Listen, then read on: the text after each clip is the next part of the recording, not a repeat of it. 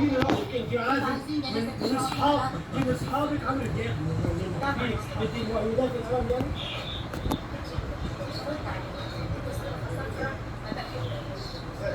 بس انا فايت خالص انا خمسه ليه؟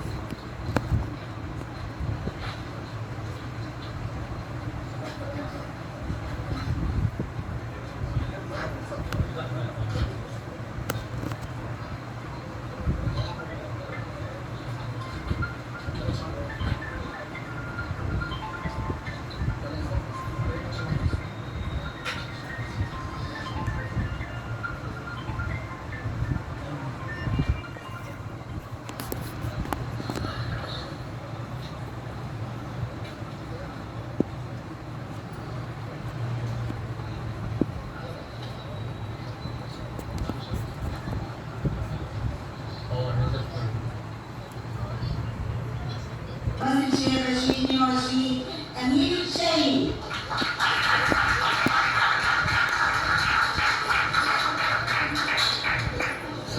أستاذ أمير شرفني على مصر. ألف مبروك. أمير هو الممثل اللي أول مرة أروح أتكلم عن تكليف في شركة إنتاج تقول إحنا عايزين نكرر فلان. إيه السر؟ تفيد لي يعني صعب يعني الجمهور اشترك في حاجة حلوة.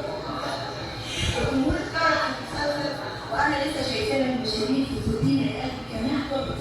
يعني لازم أعمل كوميدي في عملت كوميدي فشرف لي إن إحنا نكرر أمير شاهين مسلم جايزة رئيس مجلس الشعب المؤسسة بعد أن يشكر الأستاذ أبي يقوم بالخطأ.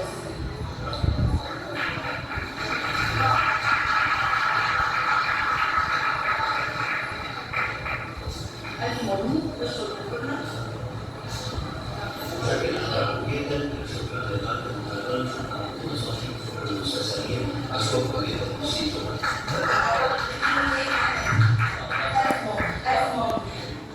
ألف مبروك أمير شاهين أفضل ممثل عن مسلسل السر.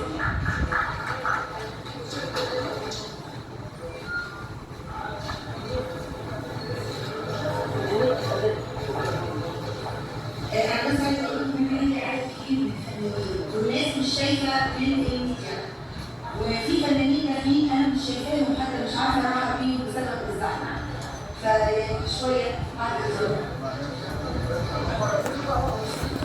النجمة التي وصفت في كل مجال أنها أيقونة الجمال المصري والتمييز. نجمة عرفت بأنها تقدم أعمال كانت دوما تتحدى السطور للسطور ليلا. ايوه قولي رايك انت عادي من اصحابك عمرو دياب بدي مؤيدات الامام يعني.